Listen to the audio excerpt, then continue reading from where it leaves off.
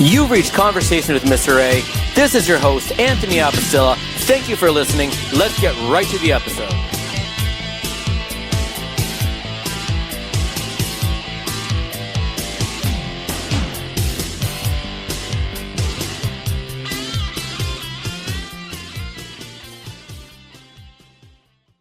Welcome, everyone, to another edition of Conversations with Mr. A. This is your host, Anthony Apostilla. So for this episode, I have Mark Williams with me. So to give everyone a very quick background with Mark, he is a dear, close friend and mentor of mine. On his 10th wedding anniversary to his wife, he actually married my wife and I. And so Mark holds a very, very special place in my heart. Thank you, Mark, for being here. Appreciate it. Glad to be here, Anthony. So for starters, could you provide our listeners a quick background about yourself? Just with your being a pastor, moving on to what you're doing now. Sure. So obviously I pastored a church in Bremerton, where you've lived most of your life, and Still do. Yeah, still do.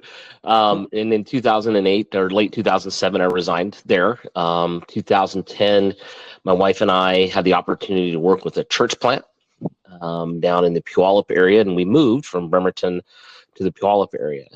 In order to do that, because my wife and I have 4 children and there's absolutely no money in church planting, I took a job in banking and finance and just kind of stumbled into it. Part of that process was discovering that I was really good at working with business owners, and I took a skill set that was really more trained to do marital counseling and things like that as part of pastoral ministry, and ended up growing into a career doing specialty business finance, which is what I do now. In 2021, late 2021, we moved from Washington State to Tennessee for the job I now have, and we live in the free state of Tennessee. Quite a transition. Mark, so when you were a pastor, what were some of the rewards and challenges that you encountered when you were pastoring? Let's start with the challenges. People are resistant to change. And as a pastor and as a Christian, the thing that God is looking to do most with us is to change us into the image of Christ.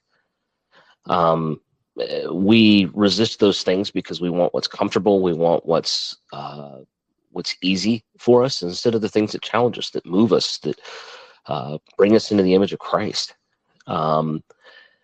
Then that's simply the challenge, is one, to be that individual that is willing to change, is willing to look and do things differently because it's what God is asking of us, not just what we ask of ourselves. And then obviously it's a tremendous challenge to motivate others to do that. The rewards for that, good, deep relationships. There are guys like you that I worked with that I've maintained relationships with over the years, and get to see how God works in each of your lives and grows you guys. And that's by miles the most rewarding thing that came out of the pastoral experience that I had.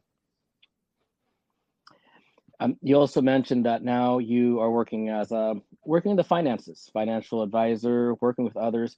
What are some of the rewards and challenges that you encounter? The funny thing is it's not that different.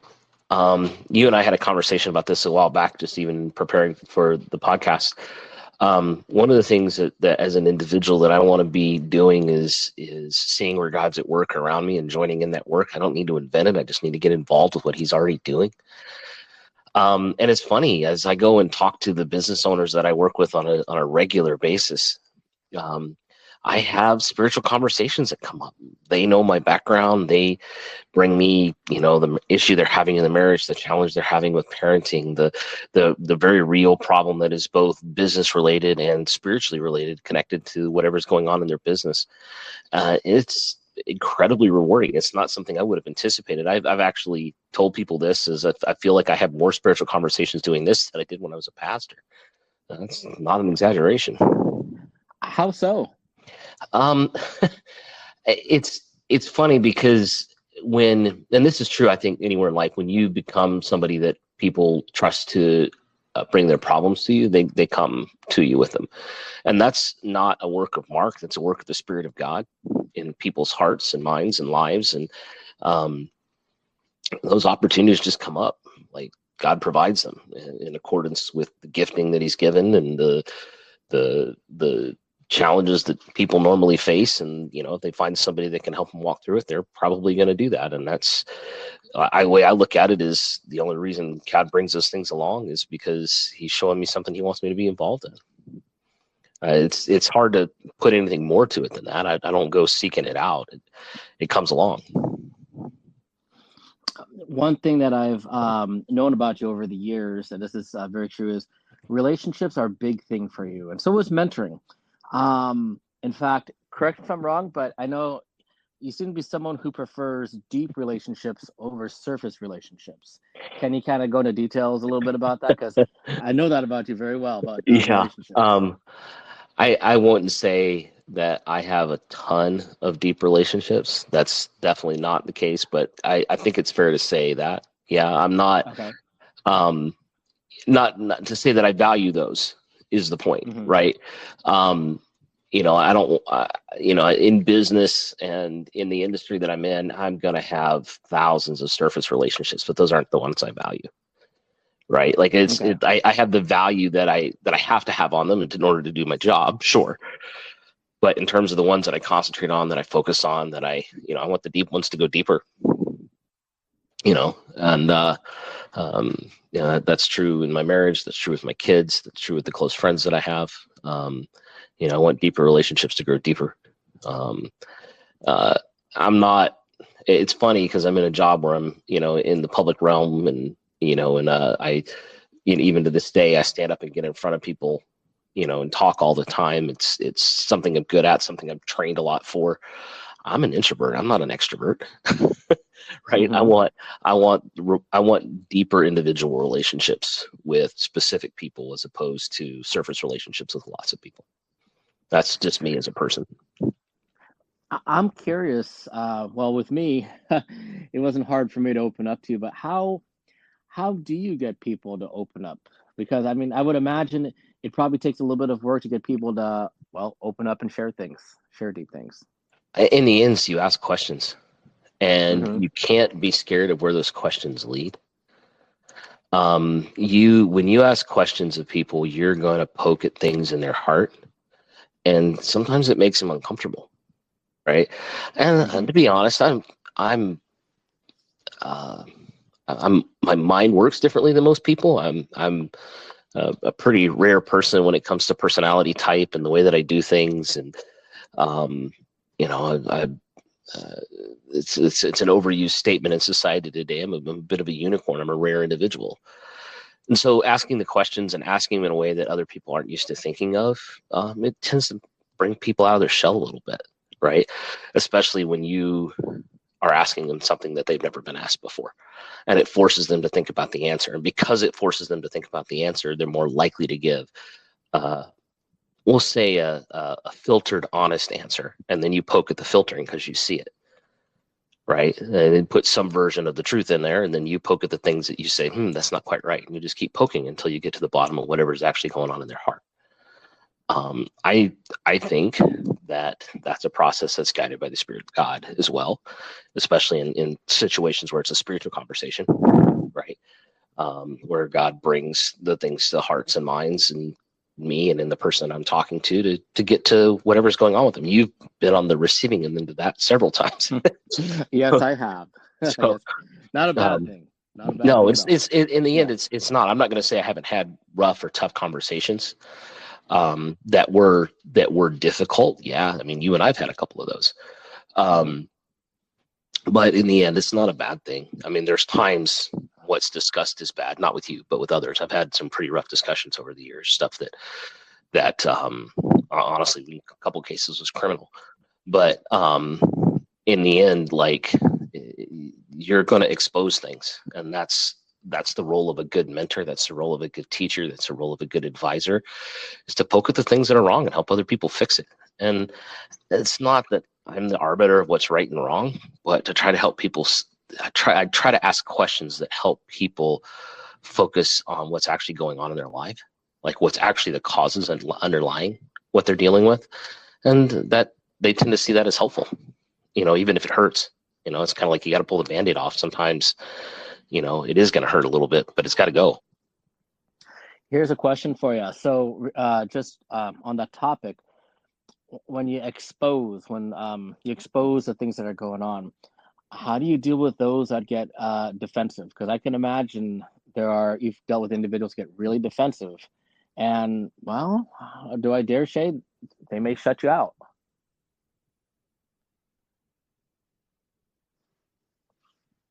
Hello, Mark. Did I lose you again?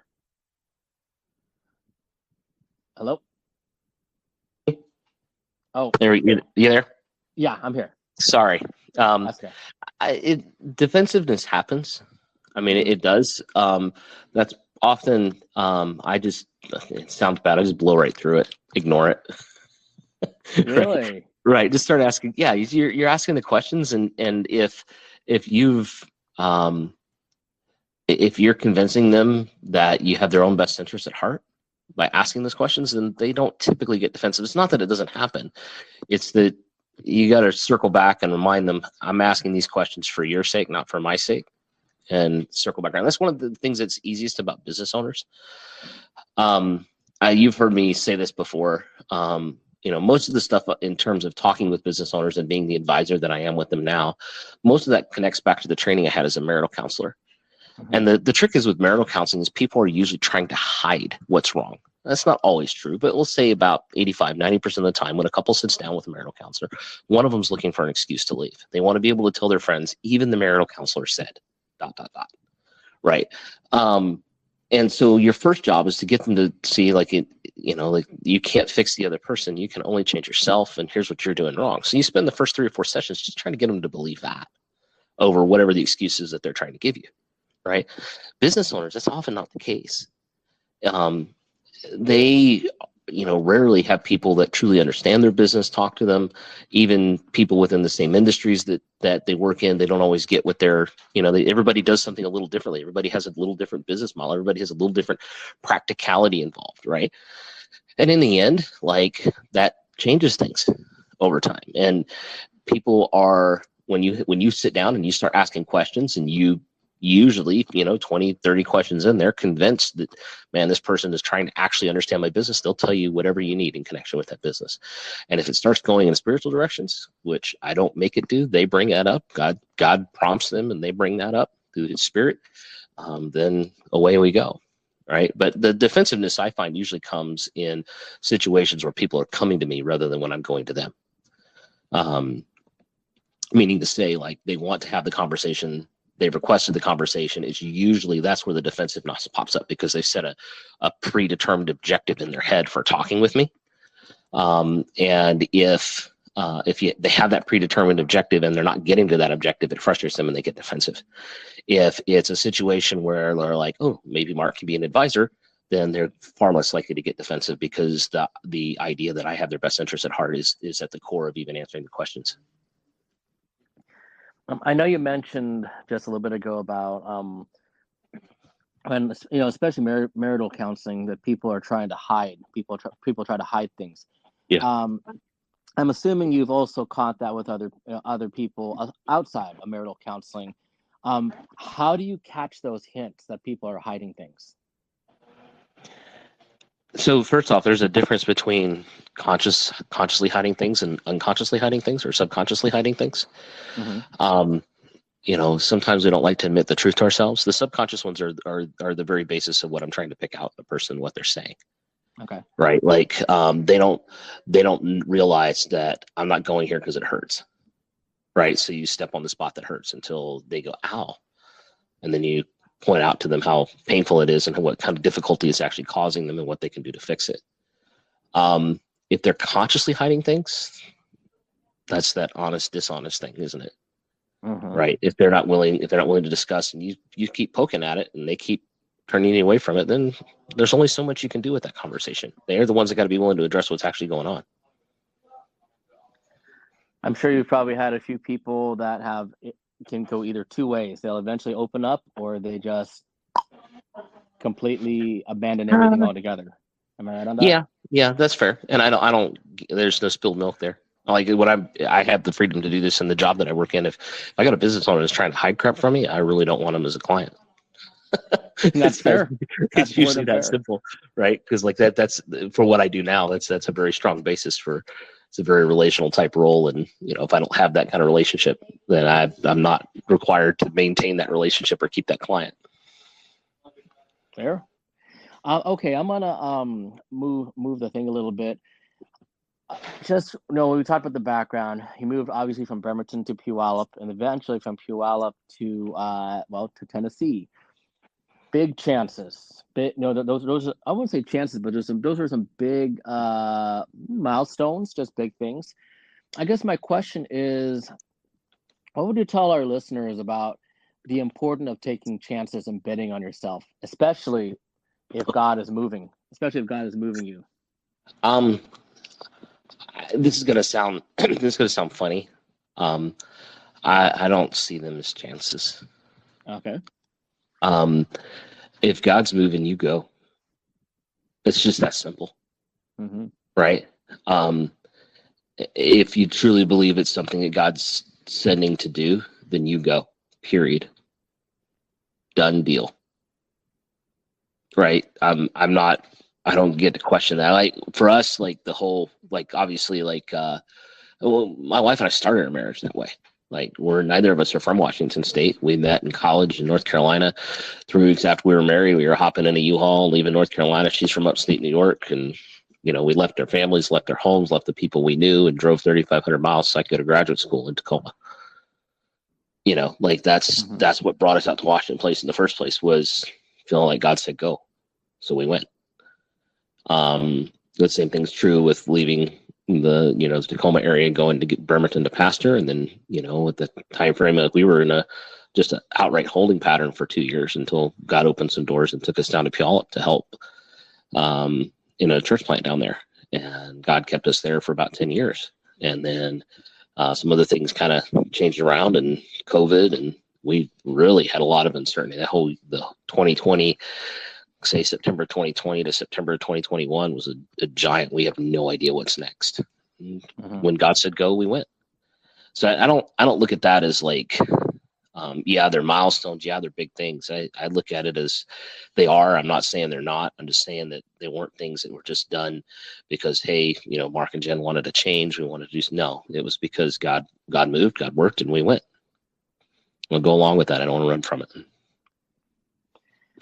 I think what you just said, that is the key when you're telling the listeners is, hey, the biggest thing is if God is moving you, you go, no hesitation, correct? Yeah, absolutely. Okay. Whatever that is. And so the trick is that's never, ever going to be comfortable. God's not in the business of making us comfortable. And if somebody tells you that, they're not reading the Bible. That's not how that works. And God asked people to do crazy things, like shepherd boys going to fight giants with a sling, and a dude traveling to any person the flawed human beings you read about in the Bible, and they are without question flawed, tremendous people who in the end were asked by God to do crazy things, and they went and did them anyway, even though none of it made sense in their cultures and in their time frames. That hasn't changed today. It's what God does. He makes us uncomfortable because it's how we grow. Why do you think people prefer to stay in their comfort zones? Put it this way. Okay. Do you like having wet feet? No. Right? I don't either. I hate having wet feet. It annoys the fire out of me. I don't want dry feet. Mm-hmm. Right? The trick is, what I've discovered over the years is whatever the thing it is that you find most comfortable, it's the thing that probably keeps you from serving God the best. You're going to have to embrace some willingness to be uncomfortable. It's just that simple. Because if and you were around for some of these, there were just some times at the church that I pastored where God worked. God did some crazy things. Some things that are outside of human understanding. And I'm not willing to go through life not experiencing that, not being a part of what God is doing around me. And if that makes me uncomfortable, so be it. Far better that than something than not having it. I think it provides also growth to the individual, spiritual, everything. That's the Major essence growth. of spiritual growth. It's the essence of it. If you go lift weights, it hurts. Mm-hmm. Right? If you go trying to get in better cardio shape and you go run a couple miles, especially the age I am now, it hurts. Right? Why would we expect God's working in us and changing us and calling us to do something different to not hurt? It's going to push us out of our comfort zone. We're flawed. God's doing things that are outside our flaws, that are greater than anything we can think and anything we can imagine. And because of that, it's going to force us into situations that aren't comfortable and that aren't easy and that sting and hurt and stretch us and change us and grow spiritual muscles. Why would we expect any different? Very true. Very true. Okay, just want to shift again. Another thing I wanted to check with you about is a family. One thing I've known you about the years, family is very important. I mean, I just knowing you over the years, you're always mentioning about your family, just growth, and I do the same thing. Tell me, family is very important to you. Why is that? There are those that God gives you responsibility for, and those that God gives you to partner with. My wife and I aren't just partners, we're one. That's what Scripture has to say about that. I'm told to love my wife as Christ loved the church and gave himself for it. And so my relationship with her is the greatest reflection I have of my relationship with Christ, literally in Scripture. So I'm going to put that as the top priority, right? God gave us children for which we are responsible and for which we are challenged to bring them up in the nurture and admonition of the Lord. Again, quoting Scripture, right? Our children are basically grown at this point. I mean, you probably have images of them in your head of the young people they were when I left the church in late 2007. I remember. Yeah, and our youngest was 5 days old when I resigned. Mm-hmm. I remember that. She's now 16 and a half. Wow. And yeah, so like she's a young lady now, and our three sons are 24, 22, and 19. And they're adults. They're making adult choices. They're doing adult things, and they are. It's funny you ask it that way, but like I look at it as like the role now is different. I'm the advisor. I'm the mentor. Yes, I'm always dad. That doesn't change. But it's very different than it was 10 years ago, 15 years ago, 16 years ago, when you were last directly mentored by me. It's very, very different now than it was then. And I find it kind of crazy, honestly, just to see what God's done in their hearts and lives. And yeah, it's been a driving factor with everything we do, because I think it has to be biblically. It's where we start. That unit is what God designed in Adam and Eve in creation, and it's how He designed mankind to exist. So it's vital, it's important, and it's something He's never rescinded, and presumably won't be. Here's a big thing for you. What's your philosophy? I mean, of course, I know I have my values, of course, our values. But what is your philosophy of raising a young man and a young woman? Like, what are some of the most important philosophies? Oh goodness, I occasionally get asked this, and the answers are that I end up giving are different, I think, than a lot of people's. First off, my wife and I sat and talked about these when we were engaged. Like we were sitting, walking through, this is how we want to handle this kind of thing. This is, setting these things up. The first is that it's not mom and dad and the kids, it's God bringing mom and dad and the kids, right? that the relationship isn't just with my wife and I, it's my wife and God and I in terms of how we parent. And it begins there, right? The other piece is this, and this sounds crazy in a way, but we tried to give each of the kids freedom to grow in their own way, but at the same time anchoring them to a biblical worldview. Now, the trick is a biblical worldview, a view that takes scripture and puts it as the most important thing. The relationship with God is the most important thing, and that growing out of that in their lives, it looks different in different people, right? Mm-hmm. And it does. Like, we have 4 children, and there's very few common traits between the 4 of them. I want to squish that. I want to grow that, right?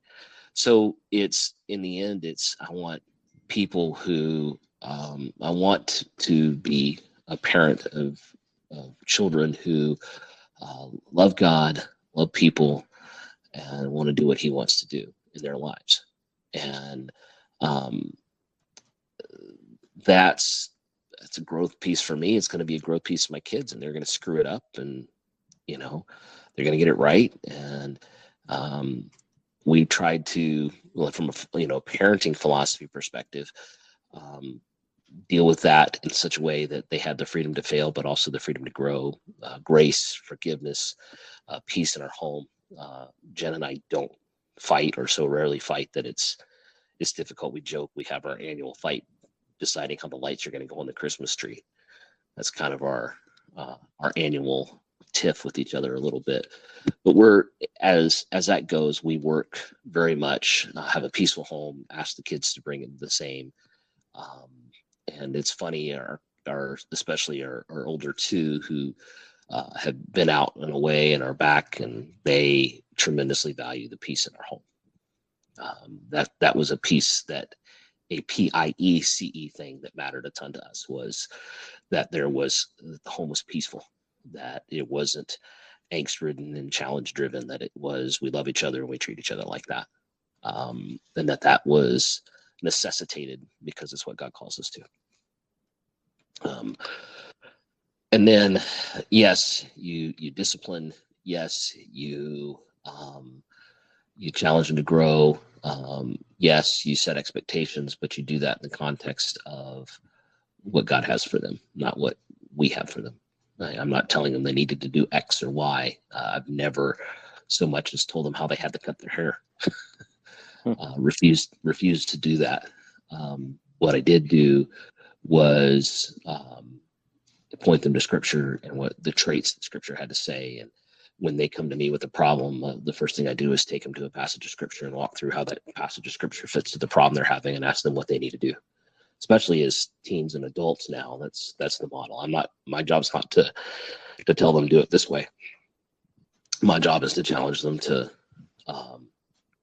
adult, and I give them advice on how to adult, but it's their decision, it's not mine.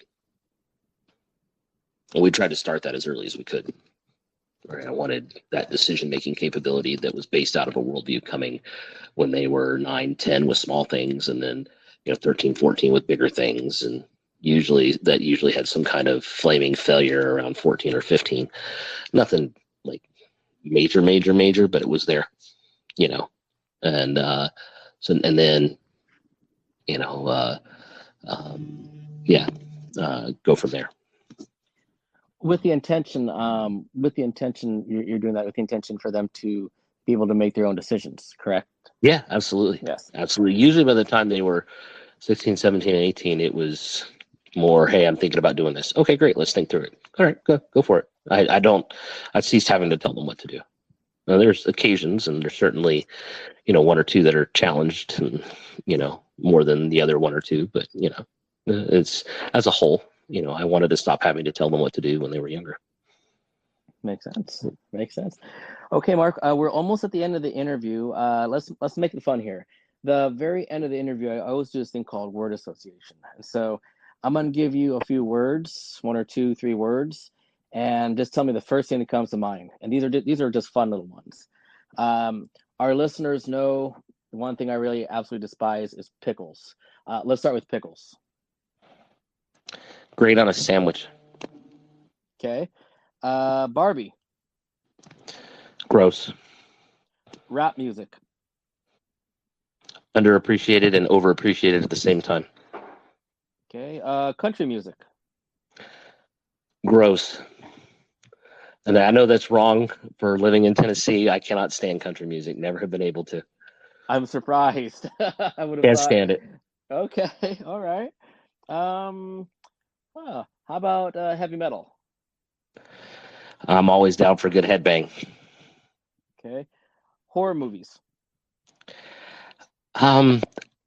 Silly instead of scary. I don't like them. They defy rationality, and I can't stand things that defy rationality. So when I watch them, all I do is poke holes in the plot lines. Okay. Action movies.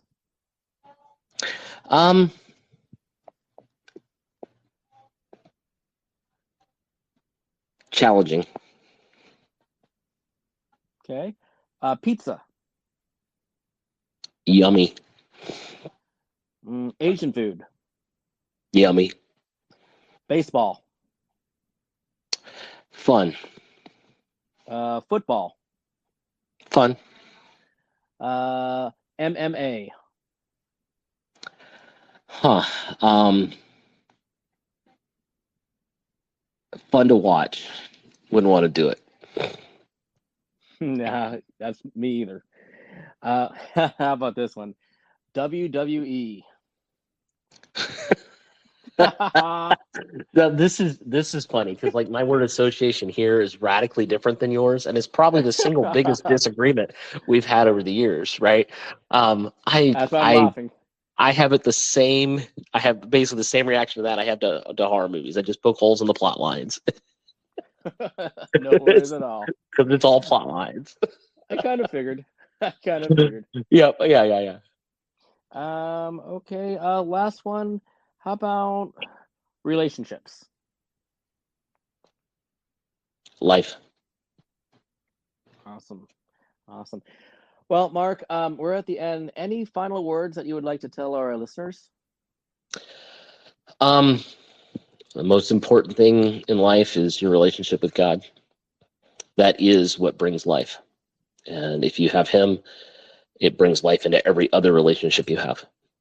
And if you take those important relationships like spouse and children and family, and the life of God is brought into them, it changes things. It changes people. It changes dreams. It changes hopes. It changes how life is lived, and it makes it worth living. Awesome. Well, thank you so much for your time, Mark. I truly appreciate it. Thank you, Anthony. Take care. Bye. That was a really good interview with Mark. Just like I said before, I consider Mark a mentor of mine. He was my pastor, friend, just someone that I totally look up to. And I looked up to back then when I was younger. I still look up to this day. And so many words of wisdom. And he's definitely a passionate person that cares. So thank you, Mark, so much for the interview. Thank you so much for listening to this episode. We will have more future episodes come in the future. Take care.